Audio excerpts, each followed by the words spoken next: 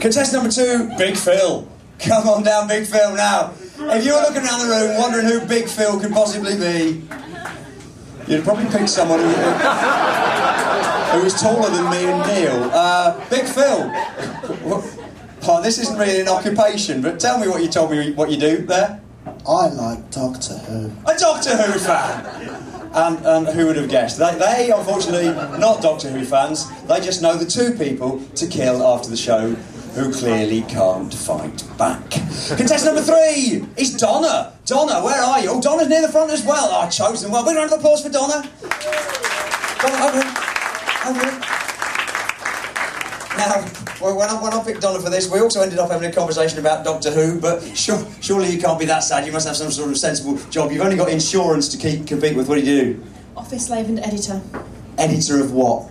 Fantasy books. Oh, Christ. So, fantasy book. Now, when you say fantasy books, it's not the sort of fantasy that Smurf was talking about just then, is it? It's, what sort of fantasy is it?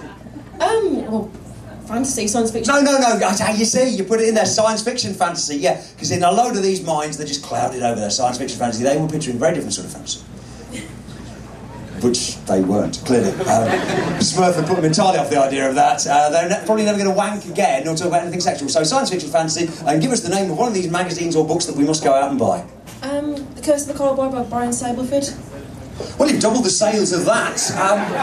And no mistake. We've got a 4th and final contestant. She's got a long way to go. It's Mary. Mary, come on down. You're going to have to make this a fucking long round of applause because Mary's right at the back of the room with a long way to squeeze through. So we'll bring Mary down. We've got an insurance fella. We've got a Doctor Who fan. We've got someone who does fantasy books, including the Battle of Horror, and which I like the cover of myself. That's the best bit for me. And Mary, I get the feeling your job's ever slightly more dignified, but quite possibly a bit more depressing. Mary, what is it you do? I see people who come out of prison. She sees people who come out of prison, probably like that boy in The Sixth Sense. Just got you. I see people who come out of prison. You don't, Mary. You're just talking to yourself again. And is it as much fun as it appears to be? It can be very scary sometimes. No shit, really? And do they track you down and learn your address and intimidate you? Not yet. What do you do with them? I mean, you just point and say, "Oh, you've been in prison." No, I'm sure you don't. What do you do? Well, I interview them and I help integrate them back into society. Well done.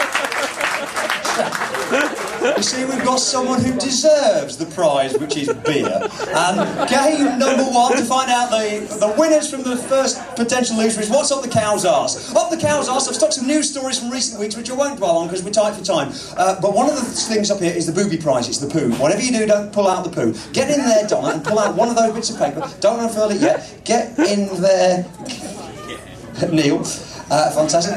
Get in there, Big Phil. It's okay, it's a drawing, Mary. You don't need to read a thing off it. And let's have a look, Mary, at what you pulled from out the cow's arse. You have pulled out, show it to the room. You've got... It's that way around. It's GMTV, the phone story. I've got none. Let's have a look at what you pulled from out the cow's arse. Oh, we've already done the university killer, which was from South Korea. How pissed off must the Americans be, picking on the wrong part of Korea? Oh!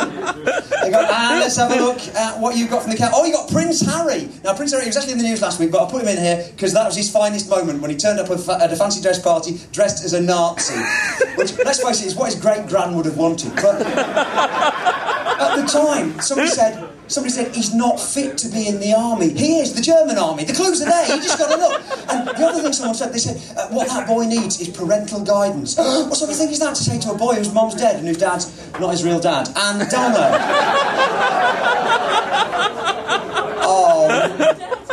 You've got Boris Yeltsin. What, I should have done Boris Yeltsin's dead, shouldn't I? Yeah, I've got loads of stuff on bouncing, fucking... drunk Boris, but no, you got the poo. You don't go away empty-handed, though. You get to keep the poo. You can publish that and get a warm round of applause. But fuck all that, I'll off with you. Now, game number two is our